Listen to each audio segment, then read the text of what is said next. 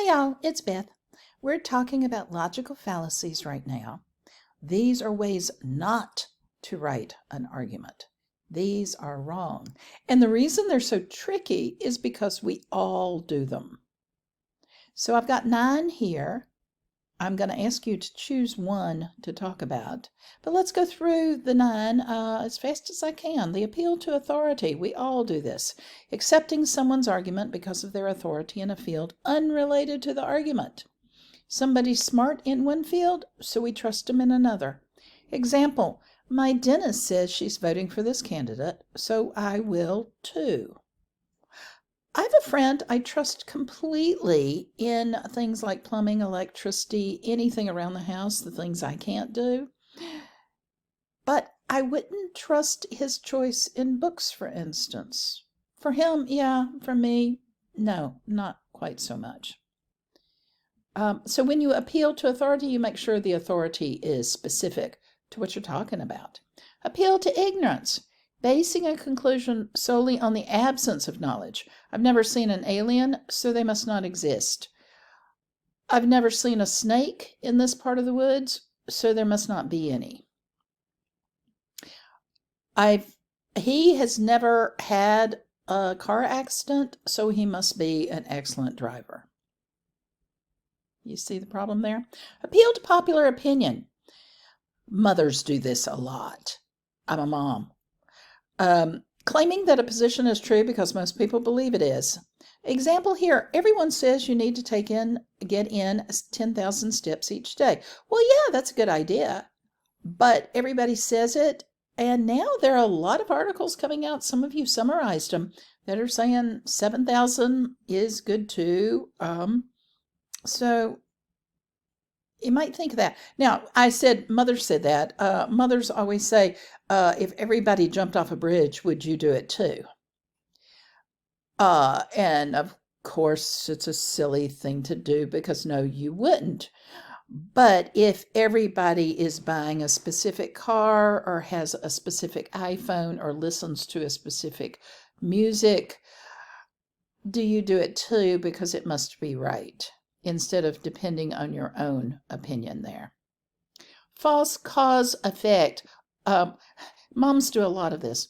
Claiming that because one event occurred before a second, it caused the second. The example, Joan was scratched by a cat, came down with a fever 2 days later. That cat scratch therefore caused the fever. Now, it could have.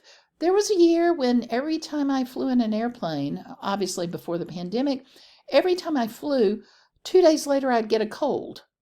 I still believe that I got a cold from the plane. But to just assume that just because something happened before something, that they're a cause and effect, that's actually superstition. If you step on a crack in the sidewalk and tragically your mother breaks her back, I doubt if there's a relationship there. Now, if you're an athlete, you might have a lucky pair of socks that you wear and you do well, and if you forget, you don't. Some people would say that's your mental state. But yeah, the false cause effect, that's superstition. You might want to write about that. False dilemma, suggesting only 2 solutions to a problem when other options are also available. Moms do this. Oh, I tell you, moms do all of this. You can either go to college or become homeless. There's no middle ground. If you don't get a college degree, you'll never get a job. You've heard that a bit. If you don't work hard to earn a living, you'll never have a family. You'll never have children.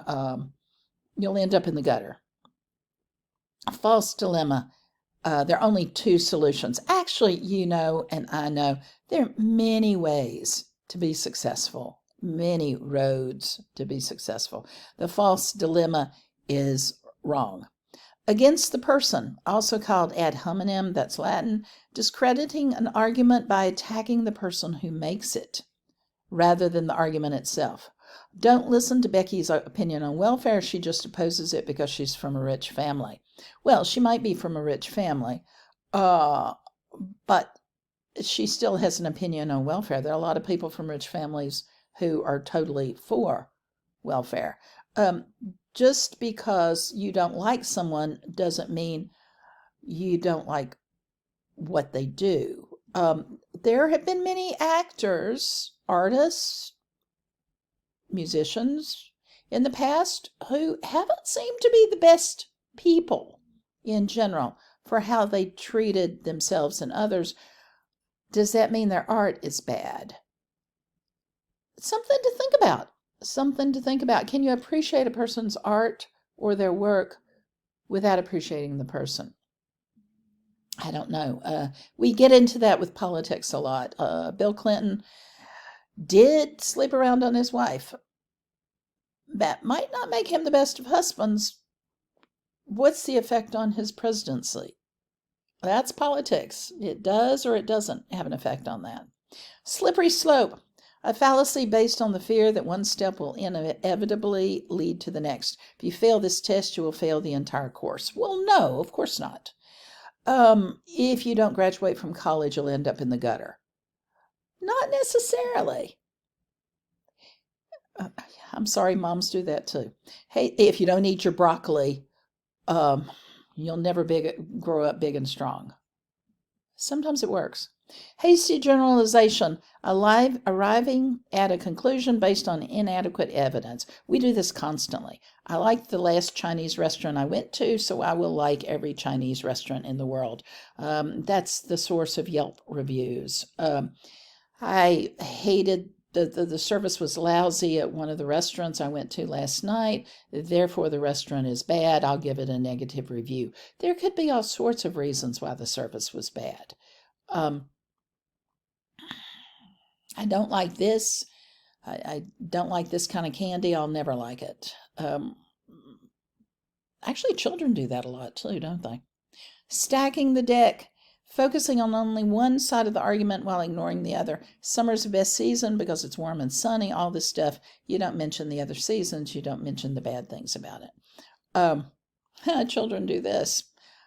I like strawberries, so there's no reason for me to try any other kind of berry because I like strawberries. Well, yeah, strawberries are great, but so are raspberries. Oh, and blueberries. That argument doesn't work too well with 3-year-olds, I don't think. Anyway, these are the 9. Let me know if you want to talk about any of them.